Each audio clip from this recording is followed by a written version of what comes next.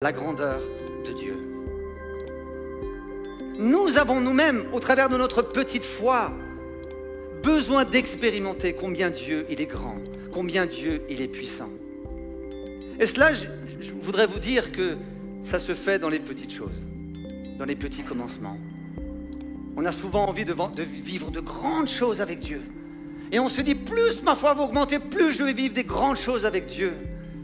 La grandeur de Dieu commence souvent par des petits commencements. Mépriser ou négliger les petits commencements revient à ignorer la grandeur de Dieu à venir. Dieu fait des choses et de grandes choses, mais très souvent, il commence par des petits commencements. Dans cette vidéo, recevons plus de lumière sur cette loi de la grandeur de Dieu. Si je vous présente ce bouquet de fleurs, vous allez dire « Waouh, il est super beau ce bouquet de fleurs ». Et d'ailleurs, ils sont super bons. Et ça, c'est vrai. Maintenant, si je vous présente ces graines à l'intérieur, ça donne beaucoup moins envie en vérité. Hein. Quand on voit des graines, enfin, je ne sais pas si vous êtes comme moi, mais quand moi je vois des graines dans un sachet comme ça, je me dis « Bon, ça n'a pas tellement de sens ». Par contre, quand je vois ce beau bouquet de fleurs, je me dis « Waouh, ça a du sens, ça c'est beau ». Ça, c'est agréable à la vue, ça sent bon, on peut le mettre chez nous pour que ça puisse décorer notre maison et puis même, ça peut faire plaisir à quelqu'un. Imaginez si vos maris, pour la Saint-Valentin, ils vous aient acheté un petit paquet de graines comme ça, ils disent « Tiens chérie, je t'ai acheté des fleurs ». Ça ferait bizarre quand même, hein, ça serait vraiment bizarre. Mais pourtant, et je sais que je ne vous apprends rien ce matin, pourtant avant de devenir de belles fleurs comme ça, c'était des graines, on est d'accord ? Alors c'est sûr, voilà, je ne vous apprends rien ce matin, je le sais, que vous savez ces choses-là. Mais je me dis, mais c'est quand même incroyable, c'est fou de savoir qu'une simple graine, qui paraît insignifiant quelque part, peut donner des fleurs aussi belles. Alors je suis allé me promener ce matin et je suis allé chercher un gland. Un gland. Est-ce que vous vous êtes déjà mis à côté d'un chêne ? Qui est majestueux, bien sûr, tout le monde l'a déjà fait. Mais on se dit, mais ce chêne qui est tellement grand, tellement puissant quand on le regarde, au départ, ce n'était qu'un petit gland. C'est quand même incroyable. C'est-à-dire quand on laisse ça un peu dans nos têtes et de se dire, mais Seigneur, c'est quand même incroyable de savoir que des petites choses comme ça qui paraissent tellement insignifiantes sont quelque part tellement importantes. Elles peuvent devenir tellement grandes, tellement majestueuses. C'est quand même incroyable. Le thème de ce matin que j'aimerais vous apporter, c'est les petits commencements. Les petits commencements. Et quand j'ai réfléchi à ce thème-là, d'abord je voulais vraiment rester sur les petits commencements, mais j'ai été obligé, j'ai été poussé, j'ai été forcé, je dirais presque, de nous parler aussi de la foi. Parce que ce soit dans les petits commencements, de tout ce que nous pouvons faire, chacun d'entre nous, pour le Seigneur, comme des grands moments que nous pouvons vivre avec le Seigneur dans tous les domaines, que ce soit dans les petits comme dans les grands. Dieu nous demande d'avoir la foi. Vous êtes d'accord avec ça ? D'accord ? C'est des choses sûres. Des fois, nous avons l'habitude de faire certaines choses. Donc, quelque part, nous y allons avec beaucoup d'assurance. C'est comme, je me dirais, si je plante cette graine, et que pour la première fois, et que voilà, je prends soin, j'arrose, et à un moment donné, bien sûr, ça va donner ces belles fleurs. Je vais dire, waouh, mais ça fonctionne, c'est quand même incroyable de mettre une petite graine en terre et que ça donne des fleurs. Pour la première fois, je vais être hyper étonné. Alors j'ai essayé les tomates, ça n'a pas trop marché. Bon, je ne suis pas bon dans ce domaine-là. Mais si je le fais une deuxième fois, parce que je sais que ça a marché avant, je vais planter une deuxième graine, ou 3 ou 4, et je vais en prendre soin. Du coup, je vais être super heureux à nouveau parce que je vais pouvoir couper ces fleurs et les offrir à mon épouse ou à quelqu'un d'autre pour lui faire plaisir. Quelque part, cette possibilité de pouvoir voir des fleurs grandir, pousser, au fur et à mesure que je vais le mettre en pratique, je vais avoir confiance de savoir que ce que j'ai planté dans la terre, ça va donner quelque chose. Alors là, je parle de fleurs, mais ça pourrait être autre chose. Je me dis que la foi, c'est exactement la même chose. La foi, que nous ayons une petite foi ou une grande foi, l'essentiel, c'est de mettre notre foi en pratique. D'ailleurs, je me suis posé la question, alors je ne sais pas si vous avez la réponse, Il me dit, pour vivre de grandes choses avec Dieu, est-ce qu'il faut avoir une grande foi? C'est une question que je vous pose. Ou à l'inverse, est-ce que si nous avons une petite foi, est-ce que nous allons vivre de petites choses? Vous avez la réponse? Vous savez? Enfin, moi, ça m'a travaillé parce que je me dis, mais souvent, il faut avoir une grande foi. Mais j'aimerais juste venir à un texte que Jésus a dit à ses disciples.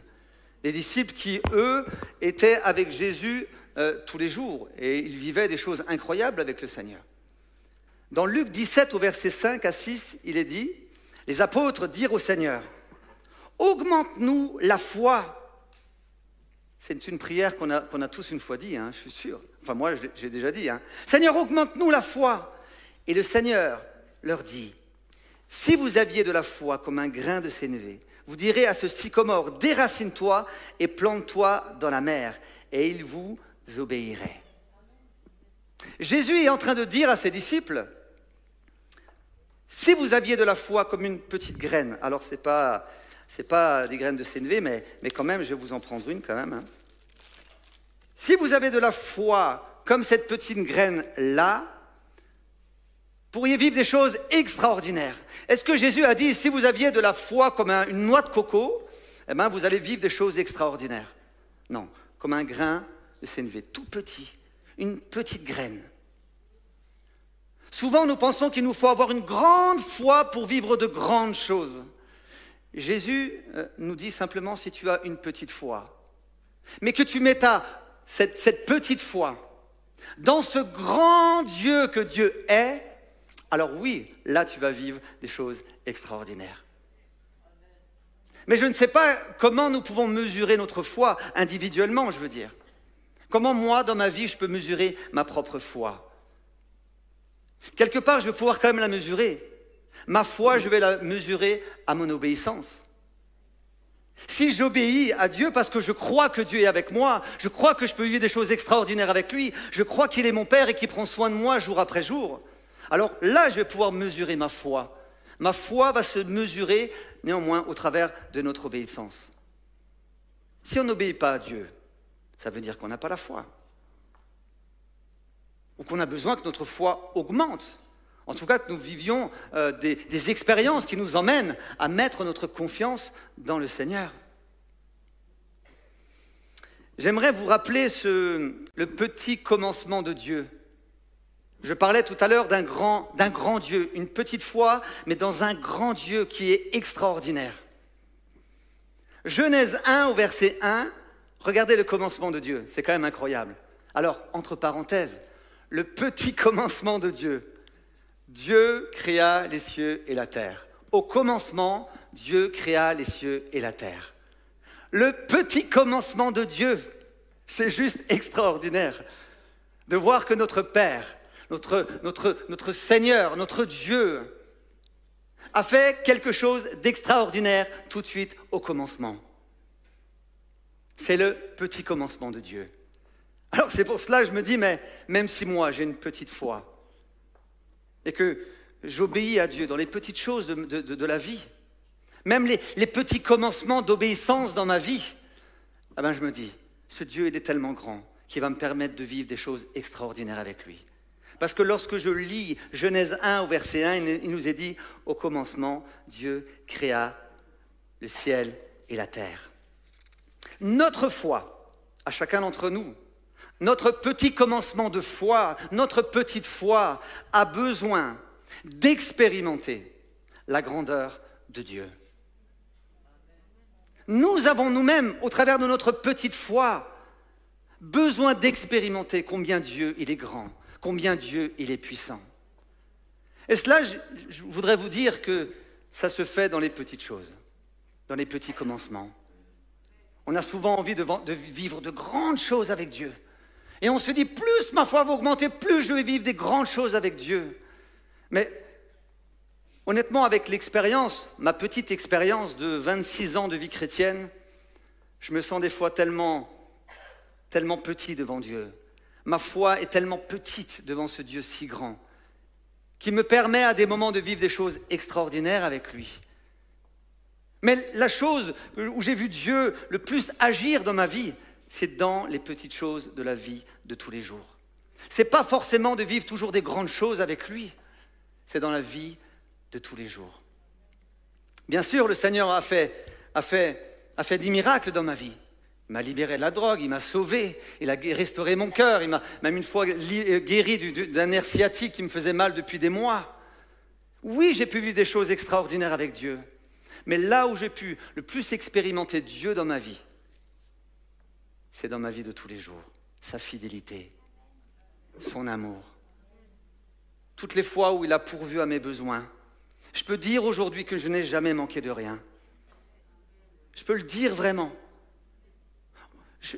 Alors, il y a des frères, des sœurs, et notamment peut-être sur le net, qui écoutent ce message et qui se disent mais moi aujourd'hui, il est difficile de remplir mon frigo. Il est difficile de pouvoir nourrir ma famille. Il est difficile d'avoir du travail. Et nous voulons prier pour vous et nous voulons penser à vous. Moi, personnellement, je n'ai jamais vécu cela. Je n'ai jamais été en manque de nourriture ou d'un toit sur la tête. Jamais. Donc je ne peux pas comprendre ou vivre ce que nos frères et sœurs peuvent vivre par rapport à des moments comme ça. Mais tout ce que je peux dire, c'est que Dieu pourvoit à nos besoins. Il est celui qui est dans les moindres détails de notre vie, celui qui sait prendre soin de nous. Ne restons pas toujours figés que sur des grandes choses que nous pouvons vivre avec Dieu. J'aimerais vous faire un petit parallèle avec ça.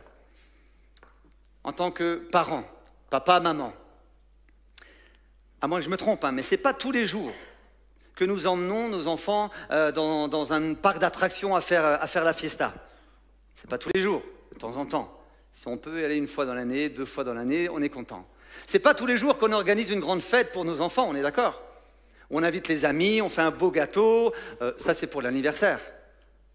Ce n'est pas tous les jours où on les emmène à manger au fast-food ou dans un bon restaurant ou quoi que ce soit comme ça. Ce n'est pas tous les jours qu'on fait ça avec nos propres enfants. Vous êtes d'accord? Si vous faites ça tous les jours, ils sont heureux vos enfants. Hein, en tout cas, moi je n'ai pas fait ça tous les jours avec mes enfants quand ils étaient petits. Par contre, tous les jours, mes enfants, ils pouvaient dormir au chaud. Tous les jours, mes enfants, ils avaient un toit sur leur tête. Tous les jours, mes enfants, ils avaient de quoi manger pour simplement ne plus avoir faim. Alors, ce n'était pas toujours des grands repas, surtout quand c'est moi qui cuisine. Mais tous les jours, ils avaient de quoi manger. Tous les jours, je pouvais discuter avec eux. Tous les jours, je pouvais les consoler lorsqu'ils n'allaient pas bien. Tous les jours, je pouvais leur dire que je les aimais. Tous les jours, dans la vie quotidienne de mes enfants, j'ai été présent et je leur ai montré mon affection et mon amour. Je ne les ai pas emmenés tous les jours à vivre des choses extraordinaires, glorieux. Je ne sais plus comment il s'appelle, le manège à Europa Park là, qui descend à fond. Silver Star. Vous y êtes déjà allé? Je me rappelle quand mon petit, il voulait absolument y aller. Alors il avait la taille pour y aller. Du coup, il est monté dans ce manège. Et pendant le manège, il pleurait. Papa, papa. Il pleurait. Je lui dis, mais je t'avais dit qu'il ne fallait pas venir. Alors c'est sûr que ça, c'était waouh pour lui. Après, il est ressorti, il était content, mais il tremblait, il était tout blanc. Et comme moi d'ailleurs aussi, hein, pareil. On était tous tout blancs. Dieu prend soin de nous dans les petits détails de nos vies, dans les petits commencements, à chaque instant. Quand on se lève, il est là. Quand on se couche, il nous a vus toute la journée, il est là avec nous. Dieu est celui qui prend soin de nous dans le quotidien de notre vie. Dans Matthieu 6, au verset 25 à 34, et je sais que Samuel avait pris ce passage il y a quelque temps, mais j'aimerais juste vous le lire. J'aimerais vous le lire. C'est pourquoi je vous dis, ne vous inquiétez pas pour votre vie de ce que vous mangerez, ni votre corps de quoi vous serez vêtus. La vie n'est-elle pas plus que de la nourriture et le corps plus que des vêtements? Regardez les oiseaux du ciel, ils ne sèment ni ne moissonnent, et ils n'amassent rien dans les greniers. Et votre Père céleste les nourrit. Ne valez-vous pas beaucoup plus qu'eux? Qui de vous, par ses inquiétudes, peut ajouter une coudée à la durée de sa vie?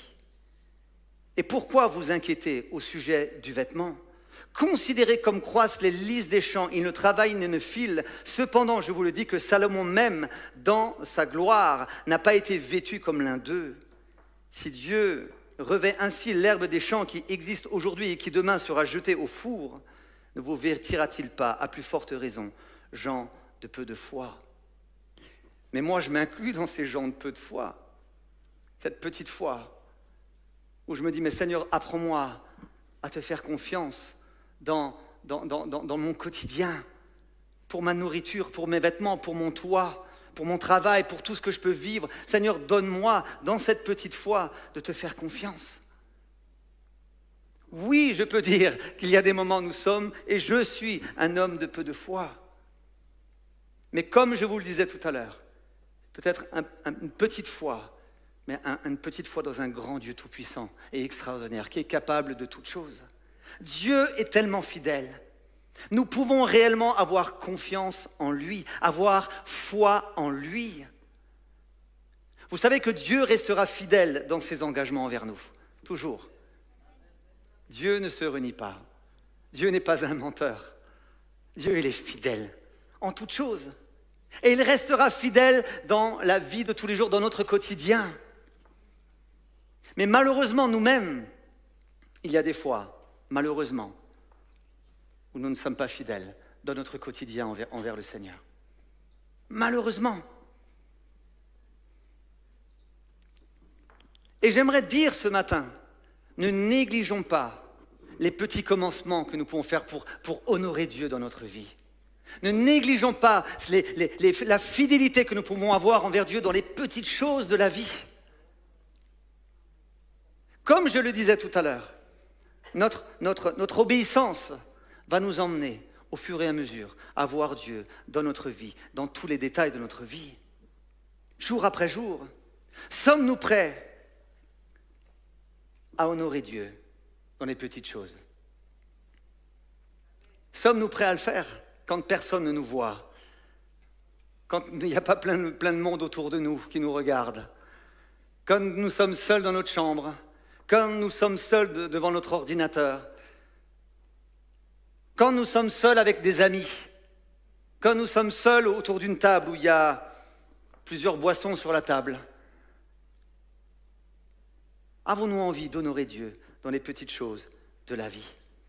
Vous savez, ce qui est incroyable, c'est quand nous faisons des petites choses pour le Seigneur. Où est-ce qu'elle est, la graine? Bon, vous l'avez vue tout à l'heure, je ne vais pas vous la montrer. Mais quand nous faisons des petites choses pour le Seigneur, que nous sommes fidèles avec lui dans les petites choses que personne n'a vues, mais je voudrais vous dire, c'est comme cette fleur. Au fur et à mesure, ces petites choses que nous faisons pour le Seigneur, dans cette fidélité, dans cette crainte de Dieu, pour honorer Dieu, un moment ou un autre, ça portera son fruit. Un moment ou un autre, nous allons voir Dieu à l'œuvre dans notre vie, dans votre vie. N'attendez pas de vivre de grandes choses pour se dire « Ah, Dieu, il me permet de porter du fruit ». Dieu, il veut que vous puissiez porter du fruit dans les petites choses de la vie, dans votre quotidien, auprès de vos enfants, auprès de votre famille, partout où vous allez. Dieu attend de nous cette fidélité dans notre quotidien. Ne négligeons pas les petits commencements. Peut-être qu'il faut revenir à des petits commencements. Peut-être qu'il faut se dire, mais moi je tente tellement à vivre des choses incroyables, mais peut-être qu'il faut que je revienne un peu en arrière, me dire, mais au fait, toutes les petites choses dans ma vie, tout ce que je vis jour après jour, est-ce que je suis fidèle? Est-ce que j'honore Dieu?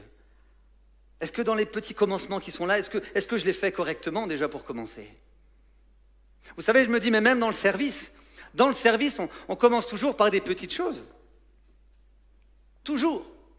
Moi, je n'ai jamais vu quelqu'un devenir chrétien et d'un coup, pof, il est devenu quelqu'un de connu dans le monde entier, qui prêchait à des millions de personnes. Non. Tout le monde a commencé par des petites choses. D'ailleurs, j'ai fait mon petit sondage auprès de tous les pasteurs. Je suis allé les voir, je leur ai demandé, enfin, je leur ai envoyé un petit message en leur demandant, au fait, quand tu t'es converti, c'était quoi ton premier service dans l'église? Le petit commencement? C'était quoi? Alors, j'ai reçu toutes les réponses. Vous avez envie de savoir? Non, vous n'avez pas envie, hein? Vous êtes sûr? Attention, c'est choquant, hein? Vous risquez vraiment d'être choqué, mais bon, c'est pas grave. Alors, j'ai commencé par Thibaut, parce que je savais que tu étais là. Non, Thibaut, pas de problème, sois tranquille. Parce que je savais que tu étais là, comme tu présidais. Alors, Thibaut a commencé par chanter à la chorale d'LPG. T'as vu, personne n'a rigolé. C'est top. Et il a aussi travaillé, servi, pardon, dans la rétroprojection. Alors, je ne sais pas si c'était au groupe de... Ah. C'était dans le coin là-bas. Dans le coin là-bas? Ah ouais, tu t'amusais à faire... Donc, c'était dans le coin juste là-bas et il a fait ça. Les petits commencements. Dans le service. Merci Thibaut. Merci Thibaut pour ces petits commencements, qui est pour nous aujourd'hui un exemple. Je ne sais pas comment vous nous regardez les uns et les autres, mais nous sommes comme tout le monde. Et nous avons dû, à un moment donné dans notre vie, enfin, au tout début de notre vie chrétienne, commencer à servir Dieu dans les petits commencements, dans les petites choses. Alors, il y a Benjamin. Benjamin, il n'est pas là ce matin. Alors ça m'a fait bien rire quand même. Benjamin, il a commencé à servir avec les jaquettes des cassettes audio. Les jaquettes, donc aujourd'hui, ça a disparu tout ça, mais il mettait les petites images devant les cassettes pour qu'on puisse savoir quel culte et tout ça avec les dates et tout et tout. Merci Benjamin pour ce service, qui a béni aussi de nombreuses personnes. Ça, personne ne le voyait, mais Dieu là le voyait. Ne négligeons pas les petits commencements. Bertrand, alors bien sûr, on connaît son cœur pour les enfants. Tout de suite, il s'est engagé auprès des écoles du dimanche, tout de suite. Bertrand, ça te ressemble bien. Dans les colos aussi, tout de suite. Il était aussi à l'affichage, d'ailleurs c'est là où on s'est rencontrés la première fois. J'avais 15 jours de vie chrétienne, où je l'ai vu affiché en plein centre-ville. Moi, je nettoyais des vides, je le voyais. D'un coup, je dis « un chrétien !» Et je suis allé le voir. Alors, bien sûr, il n'était pas encore pasteur. Hein. Et c'est comme ça qu'on a eu le premier contact. Je ne sais pas si tu te rappelles, mais c'est comme ça qu'on a eu notre premier contact. J'avais 15 jours de vie chrétienne. Bertrand affichait. Il était aussi à la radio. Et dans le temps, c'était Radio Phare. Ce n'était pas Phare FM. Son premier service à Bertrand. Bon, il en avait déjà plusieurs. Vous avez vu, hein, tout de suite, Bertrand... à fond dedans, 4 services, 24 sur 24, 7 jours sur 7. Jean-Marie, alors tenez-vous bien, Jean-Marie, alors ça c'est rigolo, moi j'ai rigolé tout seul. Jean-Marie, le pasteur lui avait demandé de balayer la cour. C'est beau, hein? Mais j'étais en train de m'imaginer Jean-Marie avec un balai, comme ça. Je me dis, mais c'est... Ouais, moi, en tout cas, moi ça m'a fait rire. Et il allait aussi sur le marché du quartier arabe avec des frères, avec de la littérature pour évangéliser et pour parler de Jésus. Donc c'est ce qu'il faisait dans son premier service. Aujourd'hui, il nous enseigne tous. Aujourd'hui, il nous permet d'approfondir la parole de Dieu. Que c'est beau. Ne négligeons pas les petits commencements. Claude, lui, il a commencé avec sa guitare. Il savait un peu gratouiller parce qu'on savait que dans le temps, dans son ancienne vie, il aimait les Beatles et tout ça, donc tu devais gratouiller les Beatles et tout. Donc une fois que le Seigneur l'a touché, il s'est dit, je vais aller servir avec ma guitare. Et là, en même temps, il est aussi allé servir dans les écoles du dimanche, auprès des enfants. Et après, il a fait des colos, enfin bref. Après, il s'est laissé conduire et diriger par le Seigneur. Incroyable. Alors, je veux terminer par notre chef caporal, Samuel. Samuel, lorsque son père prêchait, il fallait autant mettre les chaises que les ranger aussi. Donc, c'est ce qu'il faisait avec ses frères et sœurs. Il balayait aussi la salle. Vous imaginez aussi Sam avec un balai? Hein? Ouais.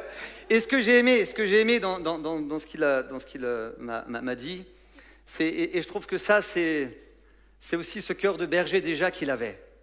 C'est qu'il mettait les petits coussinets sur les chaises là où il y avait des grands-mères. Vous savez, pour que les grands-mères aient leurs petites fesses bien... c'est beau, hein? Mais je me dis quelque part, alors bien sûr qu'aujourd'hui on peut en rigoler, c'est marrant de revoir ça. Enfin, en tout cas, moi, ça m'a réjoui en tout cas, de voir que dans des petits commencements, dans des petits services, Dieu ne voit pas seulement le petit commencement, le petit service, mais il voit le cœur. Il voit le désir de lui plaire, le désir de l'honorer dans les petites choses. Et c'est ça qui, moi, m'encourage avec le Seigneur. On ne sait pas tout faire, on n'est pas des super musiciens comme eux, on n'est pas des super prêcheurs comme certains, on n'est pas des... Voilà, on ne sait pas tout faire. Mais là où le Seigneur nous appelle à faire, alors faisons. Même si c'est des petites choses. Et je dirais même surtout dans les petites choses. Surtout dans les petites choses. Et j'aimerais vous donner un petit témoignage. Donc j'ai reçu un courrier, j'ai reçu 2, je vais vous donner 2 témoignages. C'est des personnes qui suivaient le culte et à un moment donné, un des pasteurs a dit si vous êtes malade, mettez votre main là où vous souffrez. Je ne sais pas si cette sœur, on ne la connaît pas, je ne sais pas si cette sœur avait l'habitude de fonctionner comme ça et notamment de prier pour elle-même. Mais à ce moment-là, elle s'est dit je vais faire un petit quelque chose de très simple, mais je vais poser ma main. Et donc, du coup, je vais vous lire le témoignage. J'avais des maux de dents horribles depuis l'extraction d'une dent de sagesse, et cela depuis 3 semaines déjà. Même un autre rendez-vous chez le dentiste n'a servi à rien. Ma mâchoire me faisait horriblement mal, et cela m'empêchait de dormir. Lorsque le pasteur a dit « Mettez la main là où vous avez mal », j'ai senti cette douleur partir, et elle n'est plus jamais revenue. Que toute la gloire revienne à Dieu, qui prend soin de ses enfants. C'est quelque chose de très simple. La sœur, elle a fait quelque chose de très simple. Elle a mis sa petite foi en action, en se disant, Seigneur, viens manifester ta présence. Voilà, là où j'ai mal. Et cette sœur a vécu la guérison. Pour moi, c'est des témoignages qui m'encouragent. Vraiment, ça m'encourage. J'aimerais vous parler de différents personnages de la parole de Dieu. Alors, je ne vais pas le lire, le temps passe tellement vite. Mais je sais que vous connaissez ces histoires et que vous avez eu l'habitude de les lire. Enfin, en tout cas, j'espère. Rappelez-vous de Naaman. Naaman, ce chef. Alors, vous pouvez le lire dans 2 Rois 5. Là, c'est versets 9 à 14, mais on ne va pas le lire. Naaman, lui, c'était un guerrier, c'était un homme de guerre. Un homme qui était reconnu par beaucoup de gens. Mais il avait un problème, Naaman, c'est qu'il avait la lèpre. Et donc, le jour où la petite fille qui était là, qui a été arrachée à sa famille, qui était maintenant esclave, a dit à la femme de Naaman, mais si mon Seigneur pouvait aller voir le prophète Élisée, c'est sûr qu'il pourrait être guéri. Alors, c'est ce que Naaman va faire, il va aller voir Élisée. Et lorsque Naaman va être devant la porte de chez Élisée, le prophète, Élisée va dire à son serviteur qui est avec lui, va à la rencontre de Naaman et dis-lui d'aller se plonger 7 fois dans le Jourdain. Quelque chose de très simple. Il ne lui a pas demandé de faire des trucs incroyables. Et là, Naaman, alors déjà il va se fâcher parce que ce n'est pas Élisée lui-même qui est venu à sa rencontre. Et en plus, il lui demande d'aller se plonger dans le Jourdain. Naaman va dire, mais chez nous, là, il y a des rivières qui sont bien plus belles qu'ici, que le Jourdain. Il va se mettre en colère, il a dit, mais moi je pensais que Élisée allait sortir, bouger ses mains comme ça et que la guérison allait me tomber dessus, qu'il allait invoquer son Dieu, comme quelque part pour honorer Naaman. Naaman, tu es un homme merveilleux, tu es un grand homme de guerre, homme reconnu par tout le monde. Il va se mettre en colère. Et là, il va partir. La Bible nous dit qu'avec sa lèpre, il est venu. On lui demande de faire quelque chose de très simple. Élisée, dirigé par Dieu, par le Saint-Esprit, dit, mais plonge-toi 7 fois dans le Jourdain. Lui, ça n'allait pas. Il voulait faire quelque chose de plus difficile. Il voulait quelque part mériter presque sa guérison. Et il va partir fâché. Les serviteurs vont lui dire, maître, mais si Élisée, vous avez demandé de faire quelque chose de difficile, vous l'auriez fait. Là, mais allez vous laver 7 fois simplement dans le Jourdain et vous allez être pur. Quelque part, Naaman, il a dû avaler sa fierté, avaler son orgueil, avaler sa notoriété. Et il a dû simplement obéir à ce que le prophète était en train de lui dire. Naaman s'est plongé 7 fois dans le Jourdain et il a été guéri. Simplement. Est-ce que c'était difficile? Non. Si aujourd'hui, le Seigneur inspire... Je me rappelle d'une parole que Thibaut t'avait eue sous la douche. Tu avais reçu la pensée de Dieu en disant, je ne sais plus ce que la personne avait, mais qu'une personne avait besoin maintenant d'aller prendre une douche, ou je ne sais plus, je crois que c'était ça, et qu'elle allait recevoir la guérison. Mais je peux vous dire que quand il a eu la pensée de Dieu, il s'est dit, bon, est-ce que je ne suis pas en train de délirer? Peut-être c'est moi qui ai besoin d'aller prendre une douche, je ne sais pas. Peut-être il a senti sous ses bras, il s'est dit, bon, je suis peut-être influencé par mon odeur. Non, il n'a pas été influencé par son odeur. Non, Thibaut, tu sens très bon aussi. C'est qu'il a été inspiré par Dieu. Cette personne a donné son témoignage, elle t'a écrit, je crois, hein, où elle a été guérie. Naaman a dû accepter tout simplement de faire quelque chose de très simple. Et Naaman a vécu la guérison. A vécu la guérison. Nous cherchons des fois Dieu dans des choses compliquées. Nous pensons qu'il nous faut une grande foi pour vivre des choses extraordinaires. Tu nous dis, mais si tu as un grain, la foi comme un grain de sénévé, si tu fais les petites choses que je te demande, des fois même les petits commencements dans ta vie, mais tu vas voir ma gloire dans ta propre vie. Naaman, en tout cas, c'est ce qu'il a vécu. C'est ce qu'il a vécu et j'aimerais vous lire le deuxième témoignage. Deuxième témoignage. Qu'on a reçu aussi, de nouveau la même chose, c'était le même jour, je pense. Oui, c'était le même jour, il y a des dates sur les témoignages. Témoignage de guérison. Bonjour pasteur, je suis une chrétienne d'une église de Savoie. J'ai suivi le culte en live du mardi tel et tel. Vous avez prié pour les malades, ayant à ce moment des douleurs dans l'aine et dans la cuisse, me bloquant la marche depuis plusieurs jours, et cela devenait pesant, difficile. Je n'avais pas encore consulté de médecin.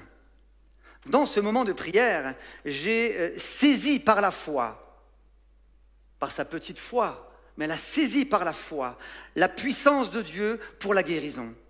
J'ai prié simplement, Seigneur Jésus, je crois à ta toute-puissance pour accomplir la guérison. Je n'ai pas besoin de savoir là où est le mal. Toi, tu connais mon corps. Tu as créé le corps. Je te fais confiance. Rien ne s'est passé immédiatement. Elle n'a rien vécu tout de suite. Je me suis couché et le lendemain, je me suis levé et j'ai descendu comme d'habitude les escaliers et je n'avais pas fait attention. Mais d'un coup, je me suis dit, mais tu n'as plus de douleur, tu n'as plus mal.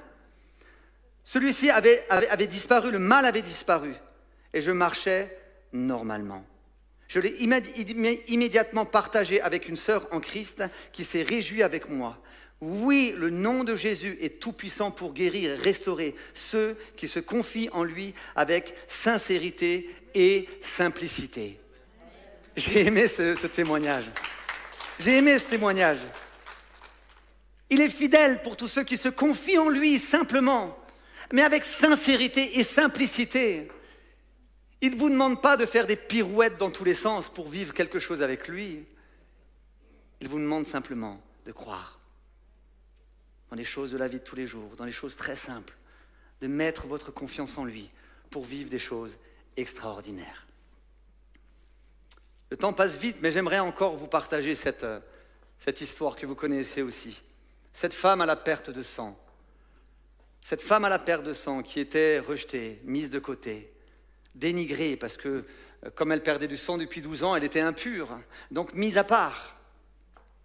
Mais ce jour-là, elle s'est dit, mais si seulement je peux toucher le bord du vêtement de Jésus, si je peux faire le toucher à un petit quelque chose, si ce petit commencement dans ma vie, je peux simplement venir toucher le bord du vêtement de Jésus, alors je veux croire qu'il peut me guérir.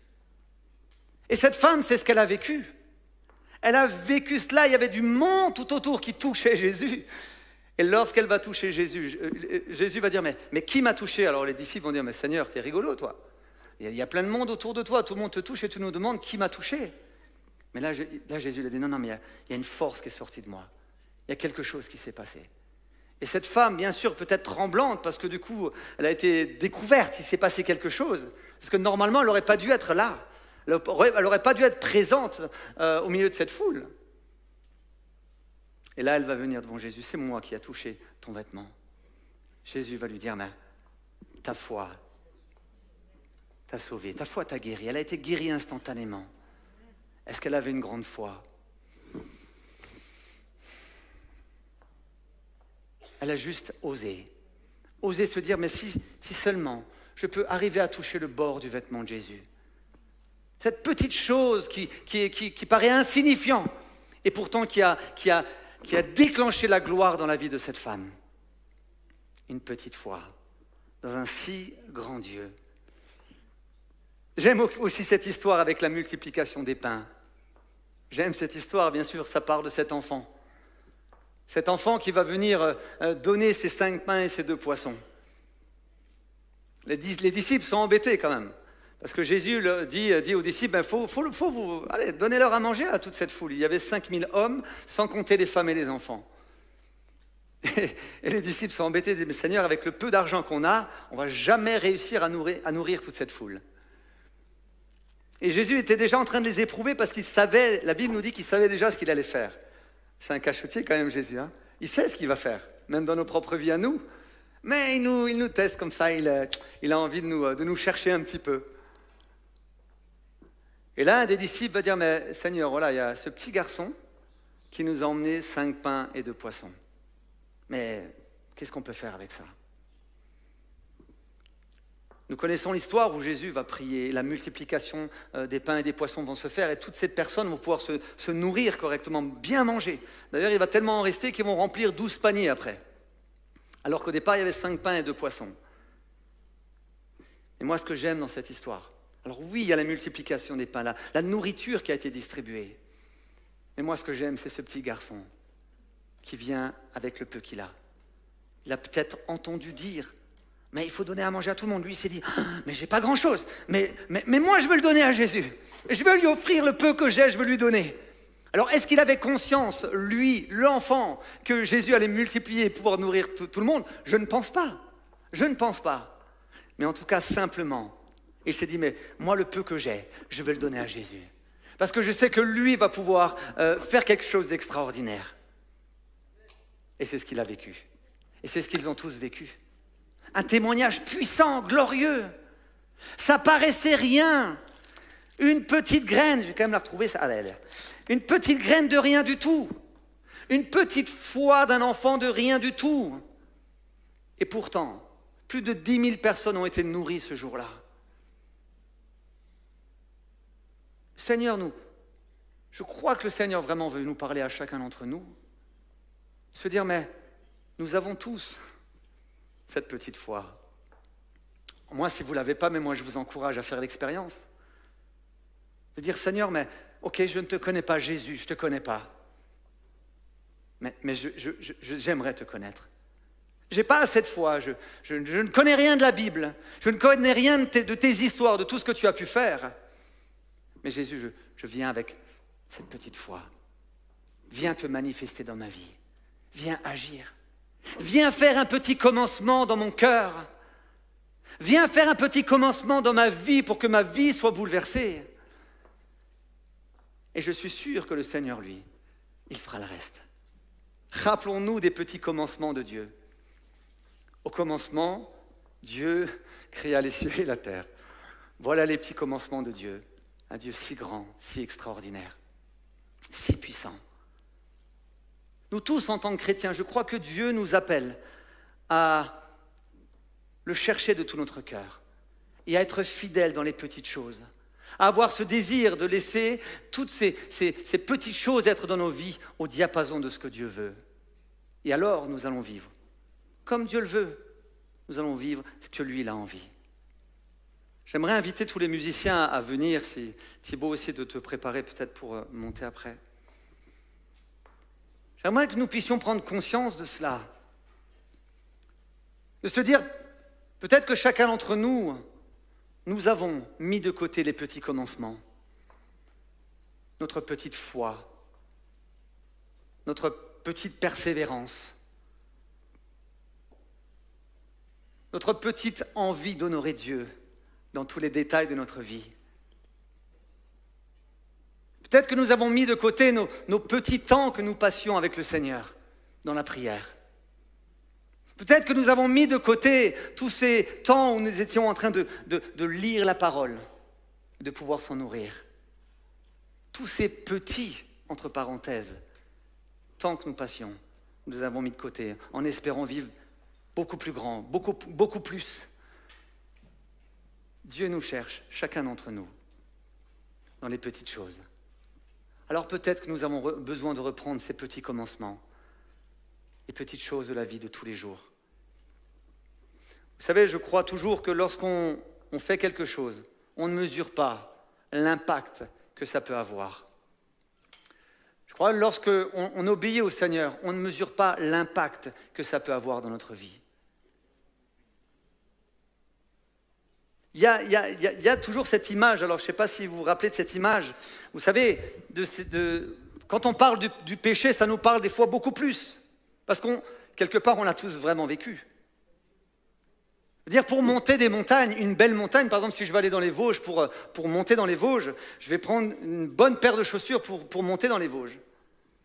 Le problème, c'est que si dans cette belle paire de chaussures qui est spécialement conçue pour aller monter pour faire de la marche, alors elle peut être la plus chère, la meilleure. Mais si je laisse ce tout petit caillou être dans la chaussure, je ne suis pas sûr que je vais arriver jusqu'en haut de la montagne. Ce petit caillou va tellement me gêner, ce petit caillou va tellement infecter mon pied que je vais devoir arrêter ma marche. Nous savons que c'est souvent l'illustration qu'on prend par rapport au péché. Les péchés, les petits péchés dans notre vie sont là, cachés. Mais au fur et à mesure, ces petits péchés vont grandir et ils vont pourrir notre vie. Il va nous être impossible à chacun d'entre nous, si on laisse ces petits péchés, de pouvoir continuer avec le Seigneur. Parce que le Seigneur va dire, il faut que tu règles ces petites choses dans ta vie. Il faut que tu règles ces péchés dans ta vie. Ça, nous le connaissons tous, nous avons bien conscience de ça par rapport au péché parce que nous l'avons tous vécu. Tout le monde l'a vécu. Aucun de nous ne peut dire, moi, j'ai jamais commis de péché. On l'a tous fait. Donc on peut dire, c'est vrai, les petites choses, des fois, il faut qu'on fasse attention. Mais si on inverse les choses, si on se dit, mais les petits commencements dans ma vie, les petites obéissances, les petites persévérances, toutes ces petites choses que je peux faire pour Dieu, alors ça va faire la même chose, je dirais entre parenthèses, que le péché, mais à l'inverse. On sait que le péché va grandir, va nous détruire, mais on sait que l'obéissance va nous permettre de vivre des choses extraordinaires avec Dieu. Ça va être l'inverse qui va se dérouler dans notre vie.